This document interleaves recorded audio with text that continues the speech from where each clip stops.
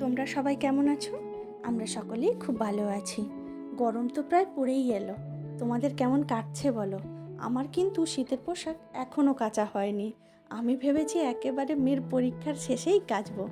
যাই হোক, আজকে রান্না করতে করতে তোমাদের একটা কথা বলি। এই যে গাদা মাংসগুলো বা সলিড পিসগুলো দেখতে পাচ্ছ, সেটা তোমরা কিভাবে ব্যবহার করো জানি না, তবে আমাদের বাড়িতে না ওই পিসটা কেউ খেতে চায় না। তাই আমি যখনই রান্না করি ওই পিসটা তুলে রেখে দিই ফ্রিজে, তারপর ওইটা দিয়ে অন্য কিছু বানিয়ে নিই। মানে প্রত্যেকবার যদিও আলাদা আলাদা হয়, যেমন আজকে বানিয়েছি ওই চিকেনটা দিয়ে পাস্তা, কখনো বা চাউমিন, কখনো বা মোগলাই, কখনো বা কাবাব। মানে ব্যাপারটা হচ্ছে আমি ওই সলিড পিসগুলোকে চালিয়ে দেওয়ার মতো কিছু একটা কাজ করি, যেটাতে আমার বাড়ির লোকেরা শান্তি মতো খেয়ে নেয়। না হলে অন্যান্য কিছু করে দিলে না ওটা কিছুতেই খেতে চায় না। সেজন্যই এই ব্যবস্থা। আচ্ছা, তোমাদেরকে এই রেসিপিটা বললাম না তার কারণ তোমরা সবাই রান্না করতে জানো, এটাতে নতুন কিছু নেই। এবার বলো তো তোমরা এই সলিড পিসগুলোকে কি কি ব্যবহার করো, কারণ তরকারিতে দিলে খেতেই চায় না।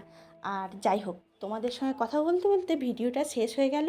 কেমন লাগলো অবশ্যই জানিও। আবার পরে কথা হবে। আসছি, বাই।